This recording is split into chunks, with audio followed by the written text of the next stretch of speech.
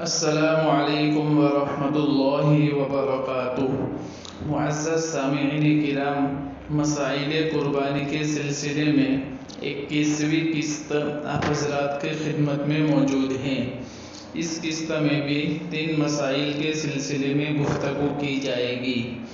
مسئلہ نمبر 1، جس جانور کا ایک تھن بڑا اور دوسرا چھوٹا ہو اس کی قربانی کا کیا حکم ہے؟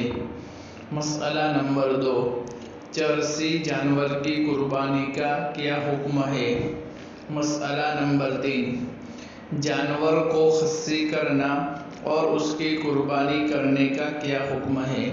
سب سے پہلا جو سوال تھا، یعنی جس جانور کا ایک تھن بڑا اور دوسرا چھوٹا ہو اس کی قربانی کا کیا حکم ہے؟ مثال کے طور پر کسی جانور مثلا بکرا، دمبا، بھینس یا بھینسا وغیرہ کی پیدائشی سینگ یا کان نہ ہو تو اس کی قربانی میں کوئی حرج ہوگا؟ یعنی یہ پہلا جو سوال ہے اس میں 2 سوال ہے۔ سب سے پہلا ایک قربانی کے جانور کا ایک تھن بڑا اور دوسرا چھوٹا ہو۔ اسی طرح کسی جانور مثلا بکرا، دمبا، بھینس، بھینسا وغیرہ ہو تو اس کی پیدائشی سینگ یا کان نہ ہو تو اس کی قربانی میں کوئی حرج ہے؟ تو اس کا جواب یہ ہے کہ ایک تھن بڑا اور ایک تھن چھوٹا ہو تو کوئی حرج کی بات نہیں ہے۔ اس کے لیے حوالہ فتاوی شامی جلد نمبر 6 صفحہ نمبر 324 کتاب الاضحیہ۔ اسی طرح جو دوسرا مسئلہ تھا، یعنی دمبا، بکرا، بھینسا وغیرہ جانور کے اگر پیدائشی سینگ نہ ہو تو اس کی قربانی بھی جائز ہے، لیکن اگر ایک کان یا دونوں کان نہ ہو تو اس کی قربانی جائز نہیں ہے۔ ہاں، البتہ چھوٹے کان والے جانور کی قربانی بھی جائز ہے۔ اس سلسلے میں حوالہ فتاوی شامی جلد نمبر 6 صفحہ نمبر 324 کتاب الاضحیہ۔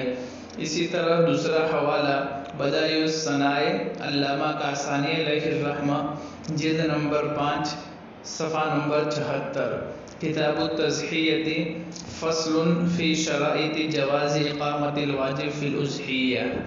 اسی طرح الفتاوی الہندیہ جلد نمبر 5 صفحہ نمبر 297 کتاب الاضحیہ مکتبہ دار الفکر بیروت۔ اسی طرح جو دوسرا مسئلہ تھا، یعنی چرسی جانور کی قربانی کا کیا حکم ہے، تو سب سے پہلے آپ حضرات کے سامنے چرسی جانور کسے کہتے ہیں اس کا تعارف بیان کرو۔ مثال کے طور پر کوئی نر جانور یعنی مذکر جانور ہو، یعنی بھینس اور بھینسا، تو بھینسا کے منی کو انجیکشن میں لے کر اس کو مادہ کے رحم میں ٹپکانا، یعنی جو بھینسا ہوتا ہے اس کا مادہ منویہ انجیکشن سے لے کر اس کی مادہ یعنی بھینس کے مادہ رحم میں ٹپکایا جاتا ہے، پھر اس سے جو بچہ پیدا ہوتا ہے اسے چرسی جانور کہتے ہیں۔ دوسری بات یہ ہے کہ جس طرح بیل کو کوہان ہوتی ہے، چرسی جانور کو کوہان نہیں ہوتی۔ تو اس سلسلے میں جواب یہ ہے کہ چرسی جانور کی قربانی کے تعلق سے فقہائے کرام نے لکھا ہے کہ جنگلی بیل اگر پالتو گائے کے ساتھ جفتی کرے اور اس سے بچہ پیدا ہو تو اس کی قربانی جائز ہے۔ اسی طرح جنگلی نر بکری کے ساتھ جفتی کرے، اس سے بچہ پیدا ہو تو اس کی قربانی بھی جائز ہے، کیونکہ بچہ جو ہوتا ہے وہ ماں کے تابع ہوا کرتا ہے، لہذا اگر مادہ جنگلی ہو بلکہ پالتو ہو تو اس سے بچہ پیدا ہوا ہو تو وہ بھی پالتو کے حکم میں ہوگا جس کی قربانی جائز ہے۔ اور اگر اس کے برعکس ہو یعنی اس کا الٹا ہو، جفتی کرنے والا بکرا یا بیل پالتو ہو اور مادہ جنگلی ہو تو اس بچے کی قربانی جائز نہ ہوگی، اس لیے کہ بچہ ماں کے تابع ہوتا ہے اور اس صورت میں جو ماں ہوتی ہے وہ ماں جنگلی ہے، اس لیے جنگلی جانور کی قربانی جائز نہیں ہے بلکہ پالتو جانور کی قربانی جائز ہے۔ اس سلسلے میں حوالہ تبیین الحقائق جلد نمبر 6 صفحہ نمبر 7 کتاب الاضحیہ۔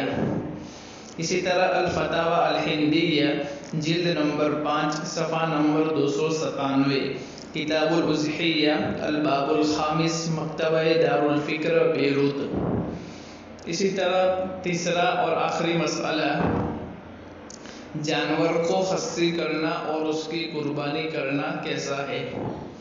سوال یہ ہے کہ جانور کی خصی کرنا کیسا ہے اور خصی جانور کی قربانی جائز ہے یا نہیں۔ ایک صاحب کا کہنا ہے کہ قدرت کی دی ہوئی چیز کو ہم کیوں ٹالیں اور ہمیں اس کے چھیننے کا کوئی حق نہیں ہے، کیا یہ بات درست ہے؟ تو اس سلسلے میں جواب یہ ہے کہ جانور کو خصی کرنا جائز ہے اور اس کی قربانی بھی درست ہے۔ نبی کریم صلی اللہ تعالی علیہ وآلہ وسلم کا خصی جانور کی قربانی کرنا ثابت ہے، لہذا جانور کو خصی کرنے میں کوئی عیب اور کراہت نہیں ہے۔ اس سلسلے میں سب سے پہلا جو جانور کو خصی کرنا جائز ہے اس کے لیے حوالہ فتاوی شامی جلد نمبر 6 صفحہ نمبر 388 کتاب الحظر والاباحۃ فصل فی البیع مکتبہ دارالفکر۔ اسی طرح اس کی قربانی بھی درست ہے۔ اس سلسلے میں حوالہ ہدایہ جلد نمبر 4 صفحہ نمبر 359 اور اسی طرح فتاوی رحیمیہ میں لکھا ہوا ہے کہ آپ صلی اللہ علیہ وسلم نے خصی دمبے کی قربانی کی ہے۔ خصی ہونا عیب نہیں ہے، اس سے گوشت میں کمی نہیں آتی، نیز خصی فربا ہوتا ہے اور اس کا گوشت لذیذ ہوتا ہے۔ فتاوی رحیمیہ جلد نمبر 10 صفحہ نمبر 68 کتاب الاضحیہ مکتبہ دارالاشاعت کراچی۔ السلام علیکم ورحمۃ اللہ وبرکاتہ۔